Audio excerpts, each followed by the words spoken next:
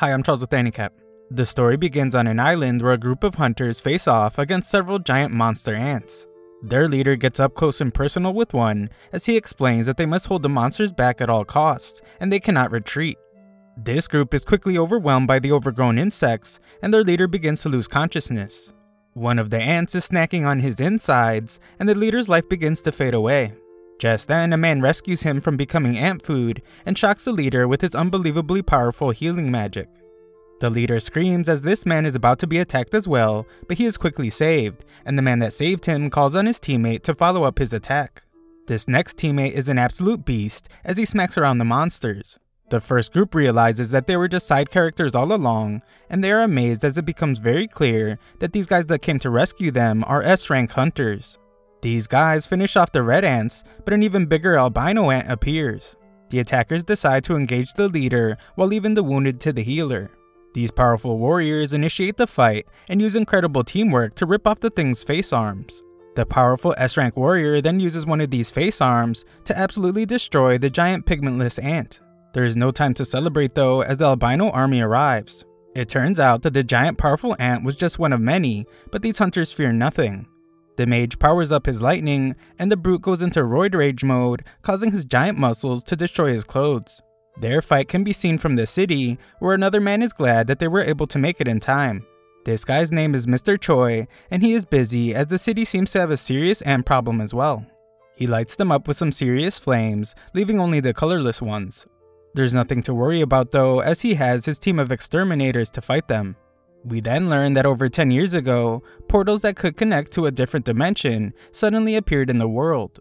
All types of monsters come from the portal, and only people with awakened special abilities stood a chance at fighting them. These people are called hunters. Based on their magical powers, hunters are classified by rank ranging from S, which is the highest, to E, the lowest. However, the problem these hunters face is that once their powers are awakened, their abilities can no longer be developed no matter how hard they try. 3 years pass from the day of the ant infestation, and we find ourselves in a city. A large group is preparing for a raid mission, and a guy named Kim welcomes some dude with a mullet and sweet-looking mutton chop sideburns. The two guys catch up and hope to make a lot of money if their mission is successful. Finally, our protagonist arrives, and we learn that his name is Jin Woo. Everyone recognizes him, and they all say hello. Mutton Chop's name is Parks. He hasn't been around for a while because he's been watching too many AniCap videos, so he wonders why everyone is greeting Jin Woo, and questions if that means he is really strong. Kim explains that Jin Woo is actually infamous for the exact opposite reason. He just joined the group recently, but has already been given the nickname, the weakest hunter of all of mankind. It's a pretty lazy nickname if you ask me, but it's not an exaggeration. Jin Woo was even injured in an E-rank dungeon and hospitalized. Jin Woo being called there is a sign that this mission they're about to go on is an easy one. The guys try their best not to let Jin Woo hear their conversation, but Jin Woo heard it all, and he can't deny a single word of what they said. Just then, a girl named Joo-hee arrives, and she's upset to see that Jin Woo has been injured yet again. He was the only one injured during an E-rank mission, and the group didn't even have a healer, because they assumed the mission would be so easy that no one would get hurt.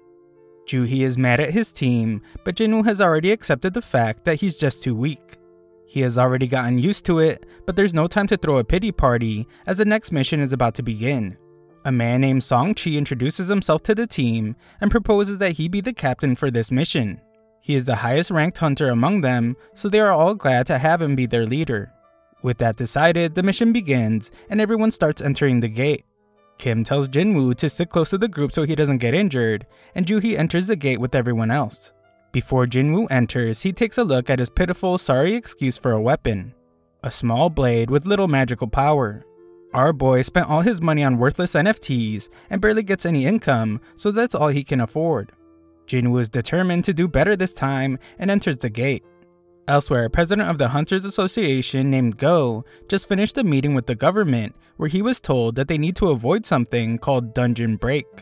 However, these same people demanded that they supply the goods acquired from the dungeon.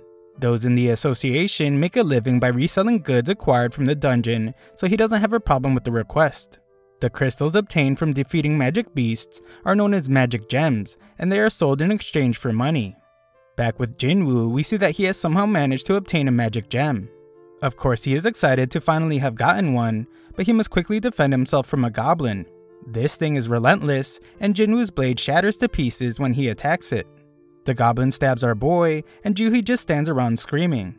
Luckily, the big guy from earlier runs past the useless girl and rescues our injured protagonist. Parks moves on to look for the next beast, leaving Juhi to heal Jinwoo. While she heals him, Jinwoo can only watch as the rest of the team does all the work. We then learn that magic gems obtained from high-rank magic beasts can be made into more powerful weapons to defeat stronger magic beasts. Mana crystals from the dungeon can also be weapons, but their effects are not nearly as good as those of the magic gems. The government wants to use these items as a new type of energy. It's safer and more efficient than all the other types of power, and it even causes less pollution. It's the ideal green energy, and the government is desperately researching how to generate electricity from the gems and crystals. These items can only come from the dungeon, so that makes the hunters extremely valuable. Back in the dungeon, the team celebrates after defeating the dungeon boss. Jinwoo really must be the weakest to ever exist, as he took a ton of damage, and Juhi is still healing him. She wonders why he chose to become a hunter in the first place, since he's always getting injured, and he will surely meet his end one day. Jinwoo apologizes, but his words mean nothing, and she is just worried about him. Everyone gets their spoils from the battle, but there weren't many mana crystals, and they likely won't make much money. Jinwoo wonders if it's really over, and ends up being a bit disappointed to have only gotten a small E-rank gem. Doubt begins to creep in, and he determines that it's not enough to be risking his life over. Just then, one of the guys finds a deep cave, and they wonder if they have entered some kind of double dungeon. This does make sense since they have defeated the boss, but the dungeon isn't closing. Everyone gets excited, but Songchi explains that in these situations, they are to report their finding to the Hunters Association and follow their instructions. The guys complain though and point out that this would mean they would be giving up a chance at finding valuables in an unexplored area. They also point out that it's only a D-rank dungeon, so it shouldn't be so dangerous. Kim then guilts the captain by pointing out that Mullet Man's wife is pregnant with their second child, so they need more money than the stuff they already found will provide. Songchi is concerned about the unknown dangers of the unexplored area, so they take a vote. The vote ends up being tied, with the last one to vote being Jinwoo. Everyone then just waits around, as Jinwoo thinks about how dangerous a D-rank dungeon is for him. However, his father is missing, and he's the only one in his family that can make money. His sister has to go to college so she doesn't end up stupid like him, and his mother has some serious hospital bills. Jinwoo needs money in a bad way, so he votes that they go. Back in the city, some dude is told to place his hand on a black crystal. Some research lady does something on her little computer and calls on the next person. It turns out that these people are being tested to see how strong they are and what rank they will receive. This place is also the best place to recruit newly ranked hunters, and one suit tells Mr. Choi that they have signed a B-rank hunter and 2 C-rank hunters to join them. Mr. Choi is glad to hear it and expresses how he wants anyone with talent recruited, regardless of age or gender.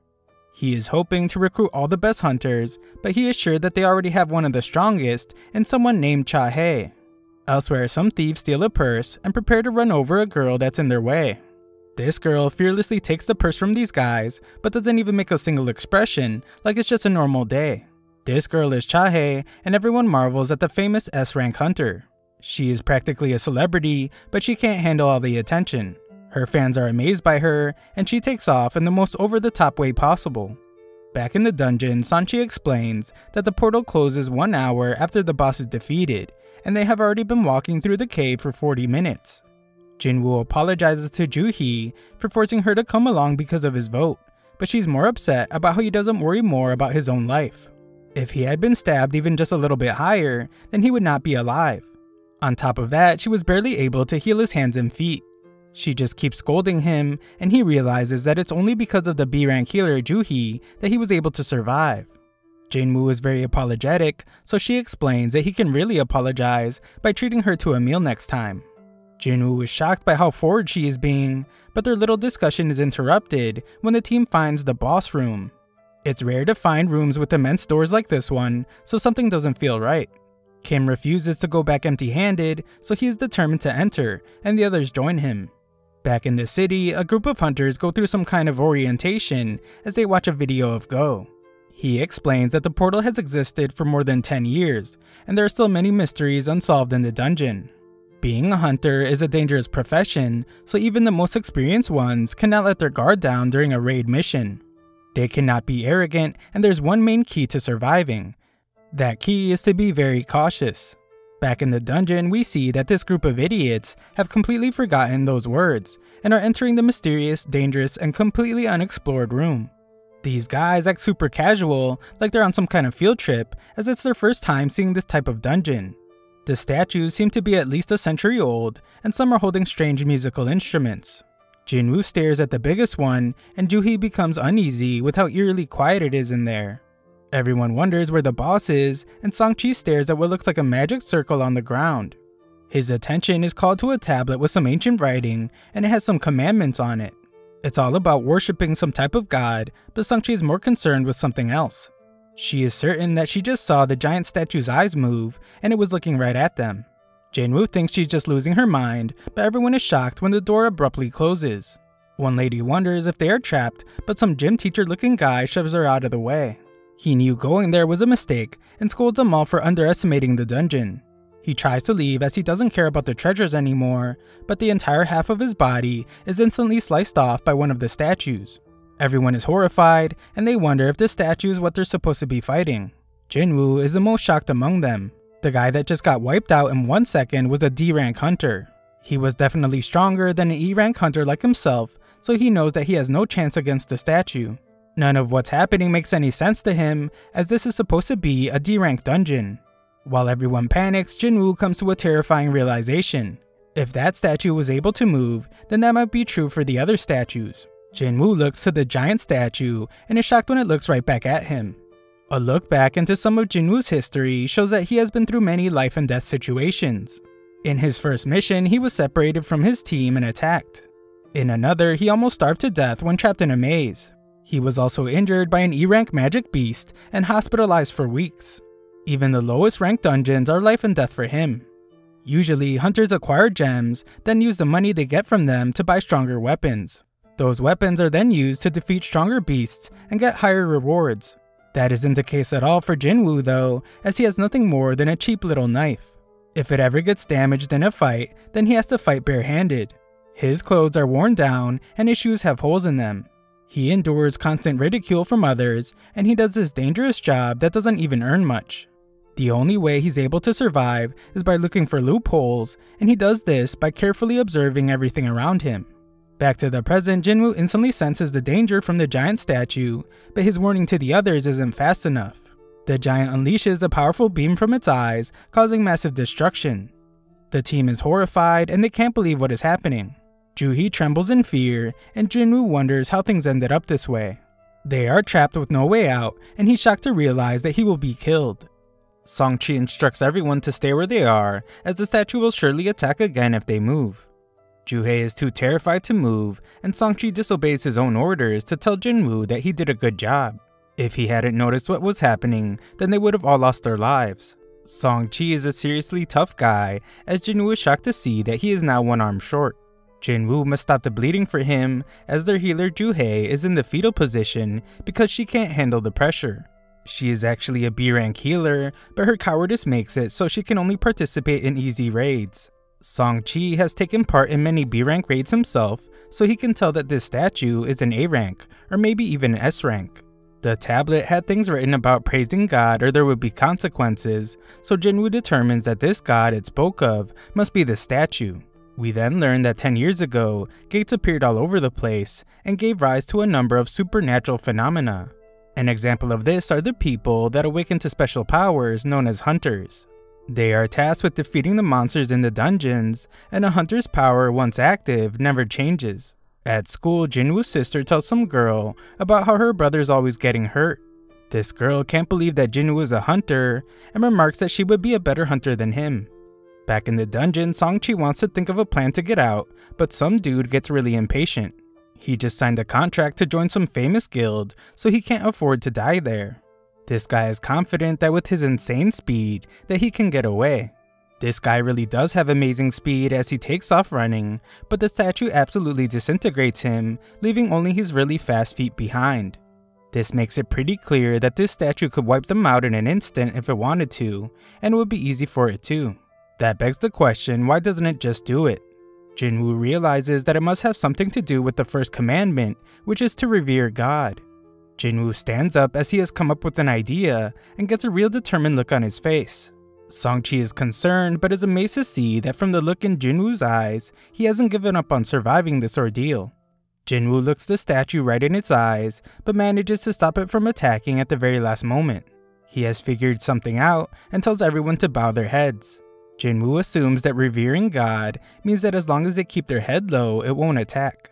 Everyone else is too dumb to think of another plan, so they all bow down to the statue. They are all terrified as they can't see much and wonder if this will really be enough. Everyone freaks out though when the statue makes a terrifying face. Mutton Chop Sideburns gets up against everyone's recommendation and he gets all excited because the statue isn't attacking anymore. Everyone follows his lead, but Jinwoo feels like there is more to this. Just then, the statue shockingly stands up. The team's supposed leader turns to Jinwoo now, as he hopes that he has some kind of plan. Unfortunately, Jinwoo doesn't, but he is certain that they can't break the commandments set by the tablet. The second commandment was to praise God, so one brave long-haired man steps forward to give something a try. He begins to pray to this thing, and everyone thinks it's working as the monster slows down. Jinwoo knows better though, and reveals that the guy's words don't apply to this god. The statue instantly stomps on this poor guy, and everyone freaks out. Absolute mayhem breaks out as some side character girl gets crushed, and everyone decides it would be best to spread out. Parks thinks about how he can't leave his family without a father, but he picks the wrong place to stay still, as another statue slices him in two. As Jinwoo runs with Juhei, he desperately tries to think of the meaning behind praising God. This monster is practically the devil, so he can't think of anything to praise about it. But what he does know is that he can't leave Juhei alone. As everyone loses their lives around them, Jinwoo frantically searches for clues. As he looks at everything the statues are holding, he comes up with an idea and tells everyone to go to the statues that are holding instruments. Everyone does just that, and it becomes clear that these statues don't attack. Instead, they play their instrument. The one Jinwoo arrives at doesn't play its music, so it becomes clear that it doesn't work with two people. After Jinwoo leaves Juhei, the statue plays music, and Jinwoo rushes to find his own statue. The giant statue nearly crushes him, but a scream points out that Jinwoo has landed in front of the wrong statue. This statue slams its shield right on top of him, causing Juhei to scream out to Jinwoo. Jinwoo is still alive, but in really bad shape. He is determined not to give up, but the giant prepares to end his life once and for all. Jinwoo refuses to die as the giant slams its foot down, but a statue begins to sing, and we see that Jinwoo made it to a statue just in time. He realizes that this is what it means to praise God, and the giant statue takes its seat. Jinwoo tells Juhei that he is fine, but she is stunned to see that his foot was ripped off. He tries to tell Juhei that he will be fine, but she refuses to listen. She is determined to heal him, but her body begins to fail. Everyone is stunned to see how horrifyingly terrible the raid has gone. One guy even tells Songchi that losing his arm was karma for leading them down this path as their leader. The others think that's a bit too harsh, but Songchi takes full responsibility. Jinwoo is way smarter than all these people though, as he knows that there's no time to be fighting since there is still one more commandment left. Just then, the giant raises an altar at the center of the room. Jinwoo knows them well from legends, where they are used for offering treasure and sacrifices to the gods. The third commandment was proving your faith to God. Kim assumes that the sacrifice must be someone's life, and he couldn't think of a better candidate than their leader. They have all had to witness the deaths of their team, and Songchi is the one responsible. Songchi decides to go to the altar, but Jinwoo points out that it isn't all his fault, since they voted to come down there. A fire appears as Songchi approaches the altar, and he asks Jinwoo if there is something else he needs to do. Jinwoo is not only the smartest of the bunch, he is also the bravest, as he asks the others to help him get to the altar so he can examine it. Jinwoo doesn't think anything bad will happen to them, so they take him and they find that more flames appear. Songchi keeps asking Jinwoo for answers, but he hasn't come up with anything yet. Songchi explains that the gate has been open for a week, so the statues will likely start moving again before anyone comes to rescue them. Jinwoo recalls how it takes 7 days for a gate to open all the way, and that is called a dungeon break. When that happens, the beasts are able to cross over to the other side. One of the main objectives of raids is to defeat the dungeon boss and shut the gate down before that time is up. This means that if they fail to defeat this boss now, then that terrifying giant will be able to enter their world. Back in their world, Gina goes to see Jinwoo's mother. She chats it up with her, but their mother is in really bad shape. In the dungeon, Jinwoo tells the cowards of the group to come towards the altar, since he predicts that they need a flame to light up for each person. Once they do, more flames appear, and the door opens right up. They fear that it might be a trap, and the other statues shockingly begin to start moving towards them. Everyone panics, but Jinwoo keeps his calm to analyze the situation. This absolute genius realizes something else and tells everyone to keep their eyes open, as the statues won't move if they are watching them. Everyone listens to his orders, and it surprisingly works. Everyone does their best to keep their eyes on the terrifying statues, but one woman succumbs to fear and tries to run for the door. The second she crosses the circle, her fire goes out, but she does manage to run out the door. Song-chi can't understand what's happening. The door clearly closed a bit, but the girl did seem to make it out. He thought they needed to stay in the circle, so of course he turns to Jinwoo for answers. Jinwoo is just as confused, but he once again analyzes everything. The blue flames have been dying out over time. One of the orange ones went out when someone escaped. The first order was to revere, the second was to praise, and the third is to prove their faith. Jinwoo is certain that the door must be a trap. The situation is causing danger and fear, and now offering a false sense of hope. This makes him wonder if it's testing their faith in this god. Jinwoo is tossed to the ground as the next idiot decides to make a run for it, and the same thing happens. His flame goes out, the door closes a bit, and he seems to escape. Kim has thoughts of leaving, but Jinwoo warns everyone not to move. If anyone else leaves, they won't have enough eyes to keep the statues from moving. He reminds everyone that as long as they keep their eyes on the statues and don't move, they will be safe. Jinwoo shows more of his deduction skills, as he has determined that the blue flames serve as a timer, and when they are all gone, they will be able to leave. Kim points out that there is also a chance that they will just get trapped when the timer runs out. He concedes that he didn't expect Jinwoo, who is their weakest member, to have pulled off as much as he has. The only reason they are alive now is because of him. However, Kim has a family waiting for him, and he doesn't want to die. He just wants to make it home and can't risk Jinwoo being wrong. Kim apologizes and runs out the door. With not enough eyes to keep watch of all the statues, they begin to move again. Jinwoo still refuses to lose his life here and reminds himself that he has managed to make it out of tough situations before. Things are clearly worse than ever though, and Song-chi shockingly tells Jinwoo and Joo-hae to leave. He predicts that the door will stay open as long as one person remains by the altar. The two of them have long lives to live, so he insists that they should be the ones to go. Song-chi wants Joo-hae to look after Jinwoo, but her legs give out on her. Things couldn't possibly get any worse, and Song-chi realizes that Joo-hae must have overexerted herself while healing Jinwoo. Things have taken quite the turn, so Jinwoo tells them to leave him behind. Joo-hae needs someone to carry her out of there, and Song-chi's the only one with 2 working feet. Joo-hae thinks she should be the one to be left behind, but Jinwoo reminds her that he promised to take her out to lunch. He gives her his gems so she can buy a meal with it, and promises to get the change when he gets out of the dungeon. Joo-hae refuses to leave him behind, but Song-chi apologizes and knocks her lights out, as they really are out of time. He apologizes to Jinwoo as well, and leaves him behind to take Joo-hae to safety. Jinwoo can at least take solace in knowing that he will be the only one who has to die, and his only regret is that he didn't take out a better life insurance policy. Jinwoo grabs a hold of a sword, as he is determined to at least take one of these statues down with him, and tells them to bring it on. The statues savagely start attacking him, and Jinwoo gets tossed around. As he struggles to survive, Jinwoo thinks about how he has always been the weakest. He has been mocked for it time and time again, but he has always tried as hard as he could. These statues are relentless as they cut off one of his arms, and Jinwoo screams in agony. Jinwoo is furious that it has to end this way since he tried so hard to be stronger. The statues cause him even more pain and thrash him about further. Jinwoo continues to think about how even though he failed to get stronger, he still gave it his all to get this far. Jinwoo motions to yell in anger one more time, but he can't even do that as he is stabbed through the chest. Jinwoo is just barely alive, but rage overwhelms him as he thinks about the first few people that ran from the altar.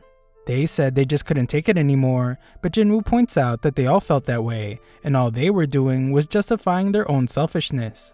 The supposed gratitude they felt was superficial, and it's always the most selfish people who benefit the most. Rage fills him even more as he thinks about how he has family too, and he wanted to make it home alive just like they did. He screams in pain as these statues torment him even more, and Jinwoo begins to wonder if it's really a good thing that he's the only one that has to die. As Jinwoo's tattered body lies on the altar, he wonders how he could have thought that way and calls himself a hypocrite. Jinwoo tries to breathe and thinks about how he doesn't want to die. The final attack comes crashing down on him, and Jinwoo wishes that he could just have one more chance. The final blue flame goes out, but a mysterious notification pops up, revealing that a secret quest called Courage of the Weak has been completed. The qualifications to be a player have been acquired, and it asks for it to be accepted. The player's heart will stop in a fraction of a second if not accepted, and the button saying yes is pressed. Just then, Jinwoo wakes up in a hospital and is shocked to find that he still has his arm. He remembers how he was dismembered and finds that he still has his leg as well. There is no sign from when he was stabbed in the chest, so he begins to wonder if it was all just a dream. Just then, a guy named Woo arrives, and he explains that he is the manager of the Hunters Association surveillance team. The purple spiky-haired guy is named Kong, but they don't explain why they are there. They do reveal that Jinwoo was unconscious for 3 straight days. Also, Juhei and Songchi are both alive. Songchi did lose his arm, however, so he may have to retire as a hunter. Juhei was seriously traumatized, so she is undergoing psychiatric care. She isn't doing very well though, so Woo doubts she will continue as a hunter. Only 6 people survived the double dungeon they discovered that day. Although a hunter's job is always a very dangerous one, it is rare to see such a tragic event like what happened that day. And one thing is very strange. When another guild arrived at the scene after being alerted by the survivors, all they found was Jinwoo. There were no traces of the temple or the statues the survivors described. The entire situation is incredibly unbelievable. If it weren't for everyone's stories lining up perfectly, suspicion would be cast on the survivors. That isn't the case though, and Woo has a theory. He turns to Jinwoo and asks him if he has had a second awakening. Woo explains that a hunter's power is determined as soon as it is awakened, and it never changes from that point on. However, on extremely rare occasions, a hunter can go through a second awakening. This rare event lets them exceed their previous limits up to A or even S rank. Jinwoo gets real excited to hear this, and Woo reveals that he brought a manometer to test Jinwoo's power. Woo thinks about how if they really ran into an Instica level magic beast like the survivors said they did, then there's no way a low level hunter could survive. There wasn't a single trace of monsters left behind, so this must mean that a strong hunter was present. Woo determines that the most likely explanation is that Jinwoo underwent a second awakening. Jinwoo eagerly wants to hear the results of his mana test, but the results are not good. Woo explains that they have made a mistake, and they leave. Jinwoo only managed to get a score of 10, and even E rankers usually get at least 70. A score of 10 basically makes Jinwoo a civilian. Unfortunately, the dungeon has vanished and can't be explored again, so the explanation for how Jinwoo managed to survive remains a mystery. Jinwoo's disappointed by that entire interaction, but just wonders why those guys didn't ask about the thing floating in the air. He wonders if he's the only one that can see it, and he realizes that it's a touch panel. Jinwoo remembers the message he received about becoming a player, but his thought is interrupted by his sister. She was really worried about him, so he just apologizes and asks if she can see the panel. She can't see it, so he asks her if she knows how opening messages in games usually works. Gina thinks he has gone crazy, but Jinwoo reminds her that she used to play games all the time. She gives him the obvious answer, as he simply needs to check his inbox.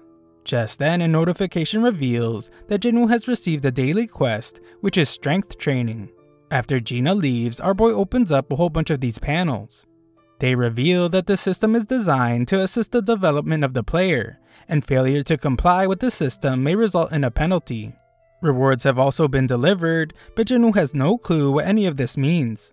Jinwoo confirms his daily quest, and it reveals several goals to reach for doing push-ups, sit-ups, squats, and running. However, failure to complete the daily quest will result in a penalty. Jinwoo begins to wonder if it's a joke since he is in the hospital and doesn't have the energy for any of that. Outside, Woo reports to the chairman that Jinwoo did not seem to have a second awakening. The entire incident still has many unanswered questions, so it will be marked as a special case and further evaluated. Elsewhere, Mr. Choi informs Cha-hae that she will be participating in a B-rank raid as an instructor. This raid will serve as a test and practical training for new recruits, and he couldn't think of a better instructor. Cha-hae has doubts about how well she can teach, but Mr. Choi tells her to just fight as usual, and everyone will learn from her example. He goes on to explain that the Hunters Guild is one of the 5 largest guilds in the country. The problem is that they aren't very special when compared internationally. Hunters are not able to increase their ranks individually, but their collective combat ability can be honed. Elsewhere, another gate opens up, and observers wish the hunters would show up already. At the hospital, Jinwoo is fast asleep as the clock strikes midnight. A notification reveals that he didn't complete his quest, and the ground begins to shake. Jinwoo shockingly finds himself in a desert, and he is horrified by a giant caterpillar monster. Another notification reveals that he has received a penalty quest, and the goal is to survive for 4 hours. Back at the hospital, some nurses see that Jinwoo is nowhere to be found. That is because our boy is in some other dimension, running for his life. The giant caterpillar is closing in on him, and he's shocked to see that there are more than one of them. As if that weren't bad enough, Jinwoo still has 2 hours to go. In the hospital, the nurses continue searching for him. Back with Jinwoo, he doesn't have much time left to go, but he is at his limit from all the running. The caterpillar is just about to get him, but the time is up and Jinwoo finds himself back at the hospital. A notification reveals that he successfully completed the penalty quest, but Jinwoo just pukes and passes out. He receives another reward, but our boy is out cold. Sometime later, Jinwoo tells his sister that he is healing well, and he might be able to go home soon. For now though, he gets dressed in his best tracksuit and heads outside. Elsewhere, Joo-hae receives a request to join a raid as a D-rank gate has appeared. The other guilds are not available, but Joo-hae can't get herself to agree to go. However, Joo-hae gets some good news as she is told that Jinwoo has awakened from his coma. Joo-hae nervously goes to visit him, but some nurses point out that he's running again, just like he has been every day since waking up. Outside, Jinwoo thinks about how it's been 4 days since he regained consciousness, and he has learned a few things. First, he is not hallucinating the pop-up windows. Also, when he completes the daily quest, he gets 3 types of rewards. One is full recovery, which he uses now to get rid of his exhaustion from running. The next is ability points. He can distribute the points into whatever ability he chooses. For now, he adds some to strength, and the difference is very noticeable as he can literally tell that he has more strength now. Furthermore, he also has skill and inventory screens. Jinwoo takes a moment to think about how strange his life has just become and points out how similar it is to a game. Jinwoo didn't realize while he was messing with all his screens, but everyone around was just staring at him. Jinwoo's final daily quest reward is a random loot box. Today's random thing is a mysterious key. So far, he has only gotten useless stuff like pens and bandages, so this key is quite a surprise. A notification reveals that the key is for teleporting to an instance dungeon, and it gives a location. Jinwoo has no clue what an instance dungeon is, but based on what's been happening so far, he assumes that it will be an event to help him get stronger. In this world, gates opening is a common thing, so they even have a gate report on the news to keep track of all the recently opened gates. Jinwoo goes to see his mom and has a memory from when he found her unconscious. It was discovered that she has internal sleep disease, which is also known as final rest. It's a disease that came into existence with the appearance of the gates, and there are theories that it is caused by continual exposure to mana. The best modern medicine can do for those affected is life support. Jinwoo worked hard to save money and eventually qualified as a hunter. He informed Gina that he would be able to afford their mother's treatment soon, but she was worried about how dangerous it is to be a hunter. Jinwoo assured her that things would be okay from now on and told her to leave everything to him. However, it would soon become clear that Jinwoo was useless in battle, and he would never get a cut of any rewards because of it. Things are different now though, as Jinwoo works hard to train his body. He puts all his ability points into strength and shows his progress by showing an apple who's boss. Jinwoo is determined to get stronger and heads to the location from the key notification. Jinwoo is prepared with everything he needs and determines that he will simply run away if things get dangerous like they did during the raid. When Jinwoo pulls out his key, a keyhole appears out of nowhere. Jinwoo uses the key to unlock it, and some mysterious gate appears. After walking through it, a notification reveals that he has entered the Instance Dungeon. The exit is sealed off behind him, but normal people don't even notice it. It becomes clear that he is in some separate dimension, and Instance Dungeons are not like the regular kind. He assumes that it's more like a red gate, but he doesn't know much about them since he has never been in one. Jinwoo realizes that he won't be able to simply run like he planned, and another notification pops up. It reveals that the only way for him to exit the dungeon is by defeating the boss or by using a teleportation stone. Jinwoo thinks about how he couldn't even beat an E-rank beast before, but now he must clear an entire dungeon by himself. He wonders if he can really do it, but determines that he doesn't have a choice. As he makes his way through, Jinwoo quickly starts to lose confidence. This is for good reason, as a few goblins appear before him. Jinwoo gets a flashback from when he was stabbed, and these goblins attack him. These little monsters are relentless, and they attack wildly, but Jinwoo does well to evade and block them. Jinwoo is eventually overwhelmed, but he gets furious and pierces one of the goblins. Jinwoo gets more confident after defeating one, so he ends up destroying the two right after. Jinwoo can clearly tell that he has gotten stronger, but another beast shockingly appears. This thing instantly shatters his dagger, and Jinwoo is able to sense that this monster is way stronger than the goblins. As this thing stares our boy down, Jinwoo realizes that his legs won't move. He wonders if he is afraid, and is confused since he didn't think he was traumatized from the raid. Jinwoo's legs continue to tremble, and the monster begins its attack. Jinwoo dodges at the last second, but the thing managed to scratch him. Jinwoo has no healer with him, so if he gets injured, he is done for. This monster howls as it smells blood, and it charges right at Jinwoo. Jinwoo dodges with great agility, and he is amazed at how light his body feels. The monster goes in for another attack, but Jinwoo is done letting himself be intimidated. He refuses to just die, and unleashes a powerful punch. Jinwoo is stunned as he realizes just how much of a difference it made to increase his strength ability. It's clear that this monster is still stronger than him, but that doesn't stop Jinwoo from fighting for his life. His attacks aren't working though, so he must avoid its attack, and Jinwoo is at a loss about what he must do now. Jinwoo determines that he can't do this on his own, so he runs away because he has no party or healer. Jinwoo's bag only has water and food in it, so he wishes he had a weapon with magic power. Jinwoo gets a brilliant idea and opens his inventory to pull out a sword. At the very last moment, Jinwoo uses the sword to slice the monster in half. Jinwoo has no clue how the sword got in there, but he does remember Kim saying that he paid 3 million for it. It's the kind of weapon he could never afford, but this is an emergency, so he decides to put it to good use. Jinwoo's pain from the fight is beginning to fade away, but 2 more of these monsters appear.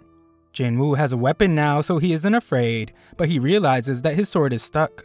He frantically tries to get it out as the monsters approach him, and he just manages to do it at the last second. Jinwoo gets one of them, but the other shows him why they are called steel-fanged wolves. Jinwoo kicks this thing as he tells it that he just got his sword, and it needs to find something else to chew on. Destroying this monster just leaves the other one, but Jinwoo points out that these things aren't so bad compared to the giant statue. All Jinwoo has to do is posture, and the other wolf runs off scared. When he gets a break, Jinwoo realizes that he reached level 2, a change that never happened when he was just doing his daily quests. He determines that it's because this was real combat, and realizes that all his stats go up by 1 when he levels up. This means he gets 5 points total from real combat, when daily quests only give him 3. It's clear that fighting is more efficient. What he isn't sure of yet though, is how much of a difference 1 point makes. Jinwoo is certain that strength is the most important stat out of all of them. He has it at 32 now, and his body feels much lighter. Jinwoo speculates that the higher his base abilities grow, the more points he will gain. Jinwoo is more motivated than ever, as he realizes that he finally has a way to get stronger. He goes to check the beast for essence stones, but is surprised to see that he gets items instead. Using the same logic that are in games, Jinwoo assumes that this dungeon and magic beasts inside are different from those that are inside gates. He is then shocked to see that his system also has a shop, but his level is too low to buy anything. He can still sell stuff though, so he gets 20 gold from a tooth. Jinwoo isn't sure how much that's really worth, but remembers that he is in an E-rank dungeon, so it shouldn't be much. Jinwoo then thinks about what he must do now. He can't leave until he beats the boss, and he doesn't know where to find a teleportation stone. To make things worse, if he stays too long, he will run out of food. He is certain that he can't beat a boss right now, even if it's just E rank, and wonders if he should try leveling up first. Just then, Jinwoo is shocked as a whole pack of wolves appear. Jinwoo reminds himself not to be afraid, since he already knows what dying feels like. He charges right at the wolves this time, and starts slicing them to pieces. Jinwoo promises not to go down easy, but he acknowledges that the wolves won't either. This guy gets a little crazy, as he would feel bad if the fight ended too quickly. Instead, he wants them to fight and make it intense. Jinwoo just wants to get stronger, and will follow all the system's ridiculous rules if that's what it takes. Jinwoo slashes through all the monsters, and notifications pop up everywhere as he does. When he is all done, a final notification reveals that Jinwoo has acquired the title Wolf Assassin. Outside, some citizens walk by a portal, and they wish that the city would do something about it already. Inside the dungeon, Jinwoo is exhausted, and he realizes that his sword won't last much longer. Just then, a notification explains the benefits of being a wolf assassin, as Jinwoo gets a 40% boost to all attributes when fighting animal-type monsters. On top of that, when he checks his inventory, he finds that he now has a bunch of fangs along with a cloak, but most surprisingly, a teleportation stone. Jinwoo considers using it to leave, but hesitates since he may never get the chance to get stronger this easily ever again.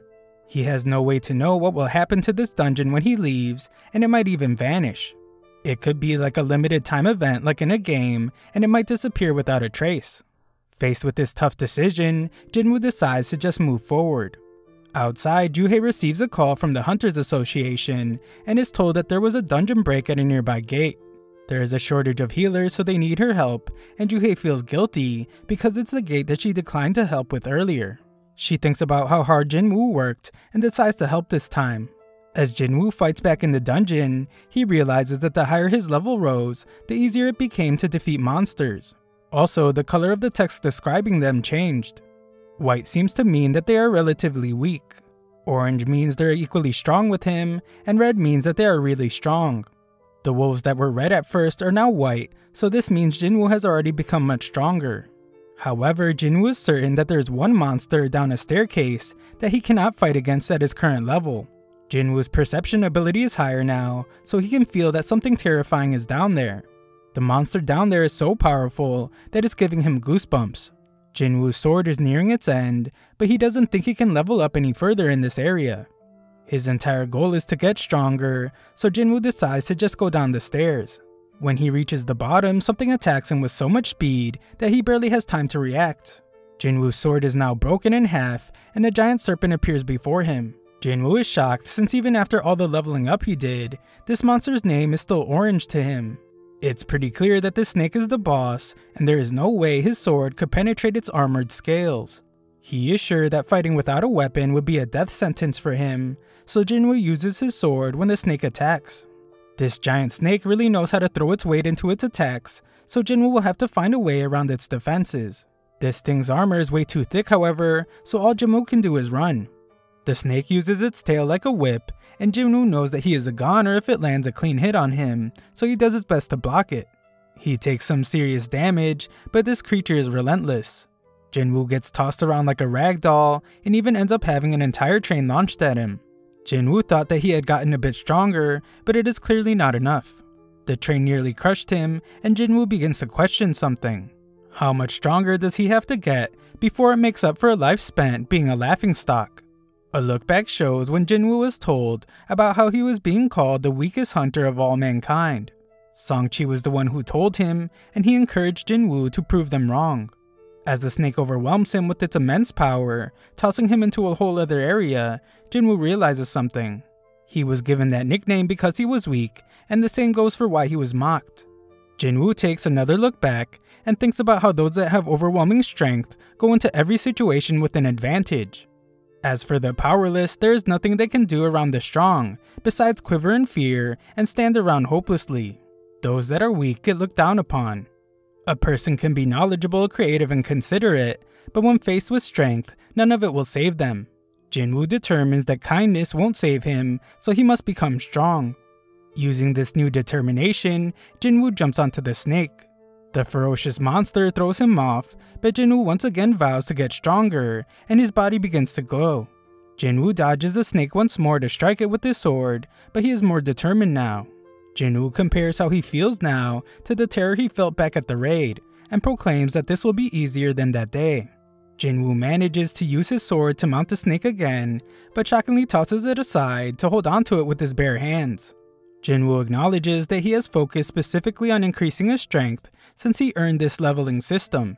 He decides to rely on that now and begins to crush the snake's armor scales. The snake does its best to get rid of Jinwoo, but it's too late as Jinwoo is now certain that he can kill the snake. Jinwoo demands that it die, and he uses his own immense physical strength to defeat the serpent. A notification informs Jinwoo that he has leveled up several times, and our boy lets out a laugh. He realizes that he really has gotten stronger, and we see the aftermath of his great battle. Another notification explains that he just defeated the king of the swamp, and he receives a nice looking dagger for his trouble. It's made from the serpent's fangs, and it has double the attack power of Kim's sword. On top of that, it even has paralysis and drain effects. He also receives a poisonous potion that will cause his skin to harden, but it will cause permanent damage to his muscles. The dungeon goes back to being a train station, and Jinwoo realizes that he really just beat the dungeon all by himself. Jinwoo leaves with his broken sword, but notices that no one is around. A soldier tells Jinwoo to find shelter, but he quickly realizes that Jinwoo is a hunter. The soldier apologizes and decides to take Jinwoo to the battle. Monsters are scattered everywhere, so Jinwoo determines that it must have been a dungeon break, and a magic beast made it out of a gate. The soldier reveals that it has mostly been taken care of, but one giant powerful monster is left. Jinwoo notices that his perception ability has improved dramatically, and he can sense where the boss is. We find this giant golem causing chaos, and citizens are terrified that things will get worse. Hunters struggle to fight against it, and the group's leader instructs the healers to focus on keeping their tank healthy. The healers exclaim that they are doing their job, and the tank wonders what the damage dealers are doing. The damage dealers are also doing their best, but the golem's defense is too strong. To make things worse, they are short on hunters who can use magic. Jinwoo expertly analyzes the situation and determines that this group of hunters is a hastily assembled team. This is the reason they don't work together at all. Jinwoo uses more of his perception to find that they're all low rank as well. 8 E ranks and 2 D ranks. One of those D ranks is a tank, which is part of the reason why they haven't been able to destroy the golem, and this battle has been going on for a while.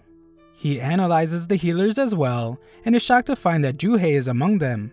Juhei is told to help out by one of the hunters, and she reminds her that she's supposed to be a B rank healer. Juhei snaps out of her fear to use a spell, and the hunter tells her to stay focused. Juhei is still haunted by memories of the giant statue, however, so she loses focus. Jinwoo realizes that she is still shaken up, but he doesn't blame her since he is the same. Just then, Jinwoo reminds himself that things have actually changed. This golem is a D rank boss, and it's weaker than the one he just fought. The hunters panic as they are quickly losing the fight, and they realize that they won't be able to win without a higher ranked hunter. Jinwoo prepares an attack and determines that the hunters can win if they just get through the golem's defenses. Jinwoo plans to assist them by using an attack forceful enough to pierce stone. Jinwoo launches his broken sword with so much force that the golem's shield breaks and the hunters attack it. They barely touch it to take it down and can't believe that they managed to do it, but the tank is very skeptical. He points out that none of their attacks were working before and wonders what it was that destroyed the golem's defense. He is certain that it wasn't any of them, since they weren't even doing a single bit of damage to the beast. He noticed that something flew at it and finds the sword nearby. He realizes that this must have been it, but can't believe it. This was a boss level golem that over 10 hunters couldn't even scratch, so it's hard to believe that it was taken down by an old used up sword. He asks if anyone saw who threw the sword, and the soldier explains that it was the hunter he brought with him. This hunter has gone missing, and the tank stares in utter disbelief. This person had unbelievable power, and he can only wonder how high of a rank this mystery hunter was. Jinwoo has left the area to hide his power, and he says that he didn't think a single attack would be able to do so much damage. Our boy might not even realize his own power though, as he determines that the monster must have been seriously weakened before his attack. The battle is finally over, and Juhei wonders if Jinwoo was the one who helped out. Some time passes and we see that the nurses at the hospital are all gossiping about the E rank hunter Jinwoo. They talk about how his face is pretty average, but he is seriously shredded. In Jinwoo's room, we see that our boy is working hard doing his daily workout routine. These thirsty nurses won't stop talking about him, and they all can't believe that he has transformed so quickly. One poor nurse falls victim to Jinwoo's riz while walking in on him after a workout, and she can't stop staring at his chiseled physique. Today is the day that Jinwoo gets to leave the hospital, so the desperate nurse asks for his number. Jinwoo hasn't adjusted to the effects of his newfound riz, and assumes that this obviously thirsty nurse just wants to send him test results after he gets released. On the news, we are reunited with the S-rank hunter from the giant ant attack. His name is Beck, and he gives everyone a glimpse into the life of a top hunter. He is one of only 7 S-rank hunters in the entire country, so he explains that he must train a lot every single day when not raiding dungeons. If he makes even the slightest mistake, his comrades could get injured, so he must always remain sharp. Gina notices that Jinwoo is completely shredded now, and has even gotten taller. Jinwoo reminds his absent-minded sister to take an umbrella to school and sends her off. When alone, Jinwoo decides that he can just do his running later, and wonders if these newly developed muscles of his are because of his increased stats. He determines that if he continues at this pace, he could become a huge bodybuilder. Jinwoo then thinks about where he should put some stats that he just received, and we see that he is now level 18. Strength increases the damage he does, but he realizes that if he can't land a hit, then it's pointless. Aside from vitality, perception, and agility, he also has a stat called intellect. He determines that this must have something to do with magic, and wonders if he even needs that. Jinwoo makes his decision, and puts all his points into strength, agility, and perception. Just then, Jinwoo gets a call from his landlord, who tells him that he hasn't paid last month's rent. Luckily for our boy, he has gotten way stronger, and he can now defeat goblins with relative ease. This makes earning money easier, but there is one problem. To make good money, he has to enter higher level gates, but no one's going to let an E-rank hunter into those. Jinwoo considers getting his rank reappraised, but that's too risky. Not only is having a reawakening extremely rare, there has also never been a hunter who could level up and keep getting stronger like he can. Jinwoo decides to hide his powers, at least until he can defend himself and learn more about his abilities. Just then, Jinwoo is shocked by a job listing and runs off. He completes his daily training to receive a reward and meets with a hunter named Hung. Hung apologizes for his guys that recognize Jinwoo as the weakest hunter to ever exist, but Jinwoo lies and says that they aren't wrong. Hung explains that they're going into a C-rank dungeon, but they need a minimum of 8 people to enter. They need Jinwoo to meet this minimum, even if he is just an E-rank. Jinwoo won't be doing any fighting though, so Hung explains that he also won't be getting any of the rewards. They will, however, give him 2 million yuan. Our boy analyzes these guys to find that there are 4 C ranks and 2 sub-D ranks. Jinwoo agrees to join, and Hung explains that his job will be to carry supplies. Having to carry medical supplies means that they must not have a healer, and Hung explains that it's hard for independent parties to retain healers. A party filled with a bunch of tanks and damage dealers worries Jinwoo, but he decides to sign the contract anyway.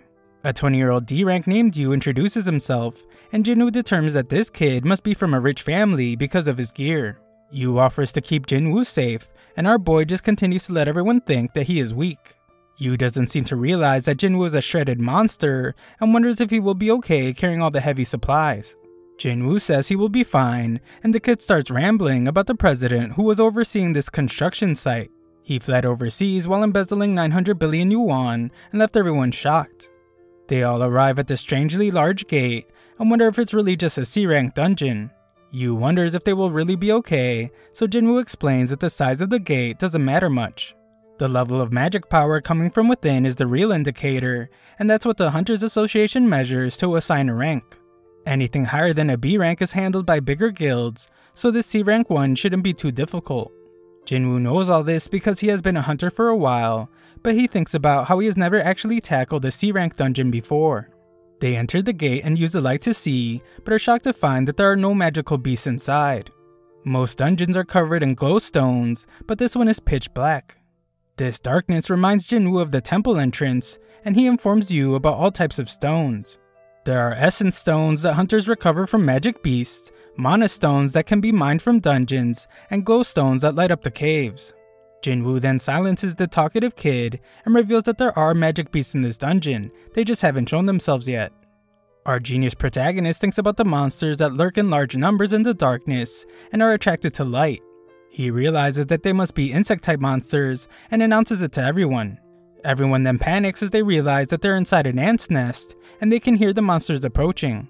Jinwoo declares that the beasts are above them, so everyone begins attacking. Hong uses his taunt skill to take most of the aggro, and Jinwoo marvels at their C-rank leader. Yu wants to jump in, but their mage stops him as he has something cooked up. His countdown ends and the mage unleashes a powerful blast. Jinwoo once again analyzes the situation and can tell that these hunters have good teamwork. As for Yu, his gear makes up for his lack of skill. They all seem to be doing well, but Jinwoo can't shake the feeling that something isn't right. He easily destroys one of these ants in secret, and the fight ends soon after. Hong declares their victory, and everyone takes their share of loot except for Jinwoo. Hong does admit that Jinwoo saved them a lot of trouble by detecting the ants, and Jinwoo explains that he just used his instincts. It is brought to Hong's attention that many of the ants seem to have been attacked by something that wasn't using a sword or magic. Hong thinks it may have been some other magic beast, but that would mean that there is something stronger in this dungeon than these ants. Several of the ants look like they were torn to pieces, so Hong wonders what could be big enough to prey on these ants. Yu explains that his father bought him a bunch of gear for his first raid, and Jinwoo is glad to hear that. He isn't sure why just yet, but he tells Yu that they need to be very careful. Elsewhere, some dude working out is startled by a loud sound of destruction. He is told to calm down, however, as it's not something out of the ordinary. It's just their guildmaster doing his training, and we see that it's Beck. This dude is crazy strong, so the kid is shocked to see that he blew through a giant stone with just one strike. Beck is totally unfazed and explains that it wasn't even good enough for a warm-up. In the dungeon, Yu again worries about Jinwoo carrying everything. Jinwoo points out that he doesn't mind, since getting paid not to fight is a good deal. Jinwoo, however, thinks to himself and wonders if it might actually be too good of a deal. Jinwoo does some more deducing and thinks about how this group is a battle-tested party without a healer. On top of that, they needed extra members to fill the party minimum quota. The group becomes concerned since they have covered a ton of distance in the dungeon, but they haven't encountered a single healthy beast. The dungeon boss is surely still alive, however, since the gate would have closed if it wasn't. They find a bunch of webs and determine that the boss's chamber must be through the tunnel. Going through the tunnel leads them to find a shocking amount of mana crystals. They are not worth as much as essence stones, but there's at least 1 billion worth of crystals there. One hunter remarks that even Hong's brother would be jealous of this find, but he's told not to mention him. Hong has some kind of hidden motive as he thinks about how his brother can't always be the right one. He refuses to defer to his brother, and he plans to use this gigantic haul to grow his strike team. Yu takes a look at Jinwoo's contract since he is good with legal stuff and finds something. He points out to Hong that the contract only states that Jinwoo doesn't get a share of the battle drops. Mana crystals aren't battle drops, so this means they must split their findings 8 ways instead of 7. Hong happily agrees, but points out that the dungeon boss is nearby. Defeating the boss will close the gate, so they will have to mine and haul the mana crystals out before fighting the spider boss. Luckily, the spider is asleep, but Hong yells at one of the hunters for not bringing the transport equipment. Hong tells Yu and Jinwoo to stay put while they go get it, and assures them that the spider won't wake up unless something bothers it. Hong points out how they are both new to C-rank dungeons, and tells them to just trust his decision. He also needs to discuss some stuff with his team, so he decides that they will take a break as well. When they leave, Jinwoo analyzes the situation again. He thinks that it's strange that they didn't have any regulars to call up to help them meet their quota. At a far enough distance, we see just how evil Hong is, as he tells one of his men to seal off the boss chamber. He does, and Yu realizes that they were betrayed. This is exactly what Jinwoo was worried about, and he remembers how Song-chi warned him that there are some real crooks in their line of work. Raiding dungeons is pretty dangerous, and accidents happen frequently. This creates an environment where crimes could be committed, and they would never come to light. There are no security cameras in dungeons, so as long as there are no survivors, there will never be any evidence. Yu is furious that these guys would sacrifice them just for some mana crystals, and he begins to regret mentioning the contract. Jinwoo knows better though, since they were all ready to kill them at any moment if they made the wrong move. Their biggest concern now is the boss that just woke up, and Yu tells Jinwoo to stay back. Jinwoo sees an exit, but he determines that Hong already knows about it. The spider is definitely awake now, and Jinwoo thinks about how the C-rank beast is on a whole different level. Jinwoo quickly comes to his senses though, and takes that back.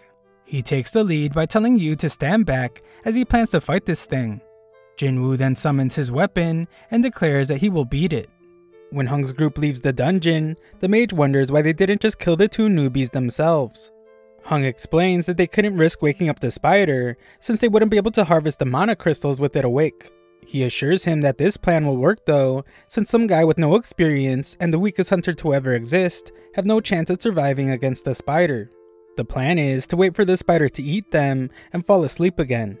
They won't be able to blast their way in since it will wake the spider, but Hung knows about the small path above the cave.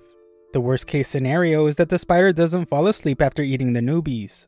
If their group isn't able to retrieve the mana crystals, then they will at least take Yu's equipment, which is worth hundreds of millions. Hung and the mage both agree that they wouldn't be able to fight the spider themselves, and Hung points out that it should not be underestimated. It's an incredibly dangerous boss, and it's only a matter of time before the newbies are killed. Inside the dungeon, Yu tries to convince Jinwoo not to fight the boss, since only a B rank hunter would be able to beat a C rank dungeon boss alone. Even an elite level C rank wouldn't be able to do it, so Yu thinks they should try to find a way out instead. Jinwoo thinks about how he is right. Even though Jinwoo has had a second awakening and leveled up, he still considers himself very weak. The Venom and Golem bosses were both D ranks, so this spider is worlds apart from them. Jinwoo can't really understand why, but he doesn't feel any pressure right now. He realizes that he must have just become strong enough to no longer fear C rank bosses. He is level 18 and declares that he has a chance of defeating it. After attacking the snake, Jinwoo declares that the real hunt begins now. Elsewhere, President of the Hunters Association named Go is exhausted from attending a ton of meetings. His driver offers to spar against him to help him feel better, and Go accepts as he can't refuse when a young person seeks his guidance. Back in the dungeon, Jinwoo finds that the spider skin is incredibly strong. Its attacks are surprisingly powerful, and if Jinwoo gets hit even once, he will surely die. Yu watches Jinwoo's movements closely, and instantly realizes that this is not the way an E-rank hunter moves. He wonders who Jinwoo really is, and questions if he is a false ranker. There are very few hunters who can control their magic power well enough to deliberately get a lower ranking. The ones who do this are called false rankers, and they are usually psychopaths who take pleasure in killing. Yu regrets coming to the dungeon, and Jinwoo determines that he can't deal any damage to the spider's tough hide.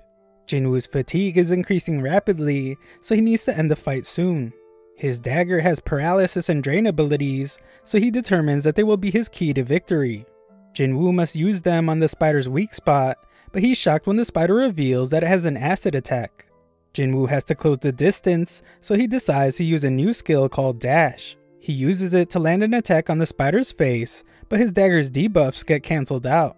Jinwoo is never one to give up, so he decides to strike it as many times as he can. Jinwoo pushes himself to keep going faster and faster, but his fatigue causes him to get struck by the spider. Jinwoo is about to get crushed, but he remembers that he still has a reward left for completing his daily quest, so he uses the reward that allows him to fully recover. Yu yells in terror as he thinks Jinwoo has been killed, but our boy is on the move again. He lands another attack, but this time he's able to pierce through one of the spider's eyes, and his dagger's debuffs are applied. Jinwoo doesn't waste this opportunity and stabs the spider several more times, applying the debuffs as well. The spider eventually succumbs to all the attacks, and a notification reveals that Jinwoo has just defeated the master of the dungeon. Jinwoo knows how lucky he was that he didn't have time to choose a reward before entering the dungeon, since he would surely be dead right now. Yu is understandably shocked to see that Jinwoo just defeated a dungeon boss by himself, and he is now more certain than ever that Jinwoo is a false ranker. Jinwoo gets a gem from the spider, and Yu approaches him, offering to carry the supplies from now on. Yu really idolizes Jinwoo now, as he tells him to take a rest while he mines the mana crystals. Just then, Hung and his group arrive, and they're surprised to see that the newbies survived. In a training room, Go shows Woo just how skilled he is, as he easily overpowers him, seemingly without even trying at all. Go thanks Woo since he feels much better now, and Woo is amazed that the president doesn't seem rusty at all. Go explains that he isn't as strong as he used to be, but he can tell that Woo has trained hard. Woo acknowledges that training cannot increase a hunter's level, but it can improve their skills. Go points out that a hunter's physical and mental strength are very important, especially in dungeons where you will find the worst kind of people. Back in the dungeon, Hung's group determines that the newbies were only able to survive because this spider must have been big and stupid. They mock the spider for losing to low-level hunters, and Hung explains that he has already decided on what their next move is. He reveals to Yu that he knows he comes from a wealthy family, but Yu doesn't see why that matters. Hung then tells him that he will only give him one chance and instructs Yu to kill Jinwoo. Hung explains that they usually kill the people they use to fill their party so they can keep all the spoils themselves. However, he will spare Yu if he agrees to become their accomplice. If he refuses though, they will just kill them both. Hung thinks about how Yu might be dangerous because his gear might have special powers that made him strong enough to defeat the spider. He would rather not find out, so he wants to pin him against the weak Jinwoo. Hung is glad when Yu makes his way towards Jinwoo, but is then shocked when Yu ends up taking Jinwoo's side. This evil group decides to just end their lives, and Hung wonders if the newbies ever had to kill any humans before. Just then, Jinwoo receives an urgent quest, and it shockingly requires that he beat the 6 enemies before him. The group decides to kill the one they think is the weaker of the two, so the mage attacks Jinwoo. Yu is worried about his new friend, and terrified when he sees the condition Jinwoo is in. Elsewhere, a member of the group Cha-hei was instructed to teach, talks about how amazing she is. They struggled with an A-rank beast, but she defeated it in a flash. These girls are glad to be in 2 of the top guilds, since there are plenty of unsavory rumors about other squads. One example of this are strike teams with suspiciously high fatality rates. Back in the dungeon, Hung says it's all over, and declares that Jinwoo is dead. Jinwoo condemns himself for forgetting, and reminds himself that he works in a world where survival of the fittest is the reality. This is a world filled with violence, deception, and betrayal. He fills with rage for forgetting this fact, and realizes that he forgot because he had become numb to it. Jinwoo has calmed down, and thinks about how he fell victim to his own carelessness and overconfidence. This level system is now urging him to kill, so Jinwoo wonders if it needs to keep him alive for some reason. He determines that this system isn't just charity, and it clearly wants him alive. That isn't all though, as it seems to also want him to be strong. Jinwoo declares that if this system wants to use him, then he will just use it too. He tells the group that they reminded him how the weak are the ones that lose their lives in the dungeon. They're glad to hear that the weakest hunter knows how it works, but Jinwoo points out that this means they should be prepared for when this rule doesn't go their way. One of them doesn't like it when Jinwoo calls them the prey, but Jinwoo instantly shows them what he means. Everyone is shocked to see this dude have his head sliced off, and Jinwoo declares that that's 1 down as a notification updates the kill count. Jinwoo realizes that he just killed someone, but acknowledges that he would have died if he hadn't. He can't back down now, as only the strong get to survive. The group snaps out of their shock after just witnessing an E rank kill one of their D ranks, and they attack Jinwoo. It's useless though, as Jinwoo just starts stabbing them one by one. His debuffs take effect, and he takes the lives of 2 more. The archer is next to fall victim to Jinwoo's wrath, and the mage follows soon after. That only leaves 1 left, and Yu is shocked since Jinwoo seems much stronger than when he fought the dungeon boss. Hung realizes that Jinwoo was hiding his power this entire time, but warns him that he's nothing like the other C ranks. Hung reinforces his body, and thinks about how he is certain that Jinwoo is tired after fighting a boss and 5 hunters. On top of that, Hung has made his body as strong as steel, so there's no way Jinwoo's dagger will be able to pierce him. Hung begins his attack, but our boy shocks him with his speed. Jinwoo calmly acknowledges how strong Hung is, but reveals that he has some bad news for him. Jinwoo absolutely crushes him, and reveals that he has been leveling up this entire time.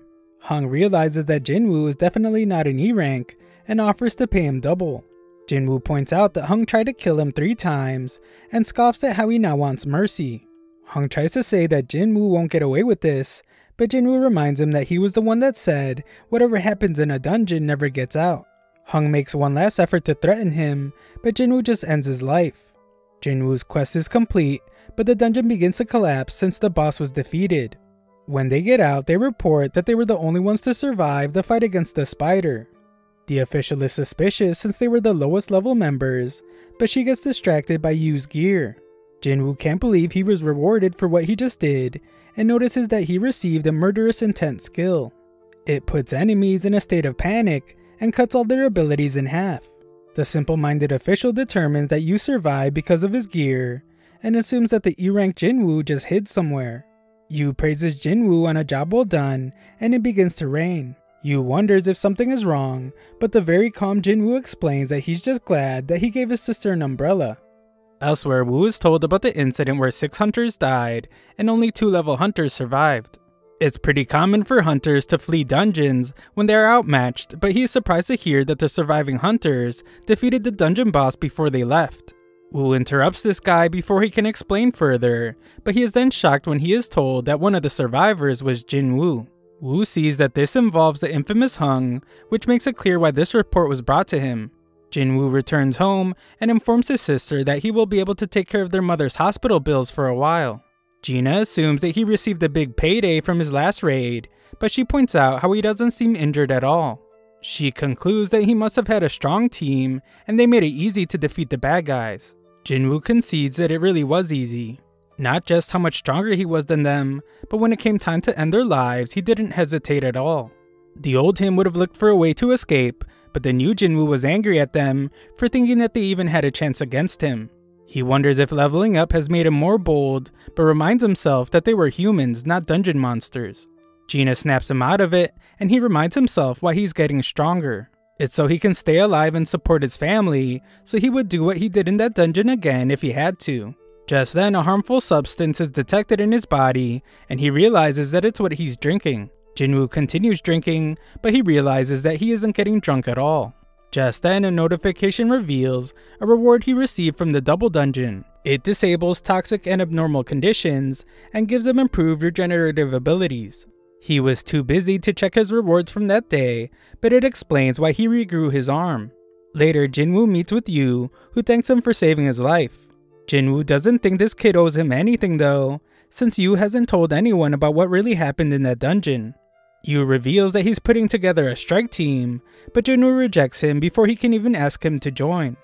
Yu just needs him for 19 raids and begs Jinwoo to hear him out. Yu wants to become a guild master, but this requires that he have at least 20 raids worth of experience. Yu's father wants to make a guild for his construction company, and Yu wants to help in any way he can. Dungeons are incredibly dangerous, but the treasures they hold make them worth the risk. It's not just the mana crystals and essence stones, everything in a dungeon has value. Jinwoo acknowledges that having hunters raid dungeons for a company is a good business model. Yu's father wants an S-rank hunter as guild master, but this surprises Jinwoo since there are only 7 S-rank hunters in the entire country. To make things worse, the only S-rank not already affiliated with the guild is Min, and he has retired. This must mean that Yu's father plans to take an S-rank from another guild, but Jin warns against that since he will just be making enemies of the guild he takes them from. Yu takes a different approach to convince Jinwoo and points out that he will need help with raids, especially if he wants to do them while hiding his power. This works out perfectly for Yu since it would be more convincing to his father if Yu succeeded while being teamed up with a low-rank hunter like Jinwoo is pretending to be. Yu shows Jinwoo the building they were planning to use as the guild headquarters and explains that it's worth 30 billion yuan. This is an incredible amount of money, and it's what Yu is offering to give Jinwoo in exchange for helping complete 19 raids. Jinwoo would have jumped at this opportunity in the past, but things have changed since he became the only person that can level up. Jinwoo is certain that he can reach S rank by the way things are going, or perhaps even higher. There are still too many unknowns with his power, and it would be risky to work with someone, so Jinwoo declines the offer. Yu makes one last effort by promising to take Jinwoo's secret to the grave, but Jinwoo scares him with one look and leaves. Elsewhere, Hung's younger brother Wong is furious about his brother's death, and demands that he get information on the 2 survivors. His assistant Laura is shocked when he wants to know what will happen if he kills someone in another country, but she tells him anyway. If they have a treaty with the country, then he would have a trial there, but if not, then he would be sent home for prosecution. Wong wants to leave immediately, but Laura reminds him that he is far too busy, so he plans it for later. He takes another look at the survivors, and just hopes that they survive long enough for him to eliminate them. The next day, Jinwoo goes for a jog with his sister. She can't come up with any ideas for what she would do with 30 billion yuan, since it's too unrealistic. When alone, Jinwoo realizes that his system counter keeps counting even after reaching the goal. Gina finally catches up to him, but he has already decided to test how far the counter will go, and he runs again. He finds that it cuts off at double the goal, and after testing all of the tasks, the daily quest becomes a secret one. The reward for this has some random loot boxes, but one is blessed and one is cursed. Jinwoo decides to try the blessed one for today, and finds that he has received another key. This is the key to the Demon King's castle, but its acquisition level is S. More surprisingly though, the ingredients for something called the Elixir of Life can be found inside. Jinwoo couldn't have asked for anything more perfect, since the Elixir of Life can cure all illnesses. Jinwoo goes to see his sick mother, and determines that he has no other choice. Jinwoo goes to the location, and uses the key to open the gate. He already knows that this will be an S-rank dungeon, which means it will be on par with Jeju Island. Jinwoo wonders if he can handle this danger, but a large gate appears before him, and he goes in anyway. Inside, flames cover everything, and Jinwoo admits to being afraid. However, he can always use his teleportation stone if things get bad. Just then, a giant monster appears before him. Jinwoo has already decided that he needs to get stronger, and vows not to die in the dungeon. This monster has a red name, which means it's much stronger than him, but Jinwoo has the benefits of the Wolf Assassin title. Jinwoo uses dash to quickly close the gap, and he attacks the beast several times. He hardly does any damage though, and that is even with the bonus effects. Jinwoo activates his Murderous Intent skill, but the debuff gets cancelled out. Jinwoo tries to apply his other debuffs with his dagger, but those get cancelled out as well. This monster is absolutely ferocious as it tears into Jinwoo, and he screams in agony. Jinwoo has lost his arm, and his health is dropping as the beast crushes him. He has already lost a third of his life, but things get worse as the beast uses its 3-minute rage skill to boost all its abilities by 100%. The monster's attacks are too fast to dodge, so Jinwoo is forced to use his full recovery reward to regrow his arm. Just when Jinwoo thinks he has managed to harm the beast, he finds that he is wrong, and just continues to get ragdolled. Jinwoo's HP drops even further as he gets stomped on, but he buys himself some time by kicking dirt at the beast. Jinwoo's system keeps throwing warnings at him, making it even more clear that it doesn't want him to die. The more this keeps happening, the more Jinwoo realizes that this is not a normal reawakening. Jinwoo realizes that things are getting far too dangerous, so he decides to use the teleportation stone. Cerberus comes out of nowhere though, and knocks it out of his hand. Jinwoo is in real trouble now, since he will be done after a few more hits. Jinwoo racks his brain to think of a solution, and just now remembers that he has a shop in his system. He purchases 3 healing potions, but they only heal 100 health points each. The poison Jinwoo received from fighting the snake pops up in front of him, and he decides that he has no other choice but to try it. Jinwoo drinks the poison, so the system detects it as a harmful substance and detoxifies it. This is a complete success, as Jinwoo's muscles aren't damaged, and he now takes 20% less physical damage. Cerberus shows itself again, and lands a devastating attack on Jinwoo. Jinwoo proclaims that he can still move though, and we see that the 3-minute timer on the monster's rage skill is over. The effects wear off, so the damage Jinwoo did to its eye finally begins to hurt the beast. Jinwoo takes advantage by landing several attacks, and he seems to finally be doing damage. The beast nearly eats him alive, but Jinwoo just manages to stop it. He goes airborne, and the powerful monster once again slams him into the ground.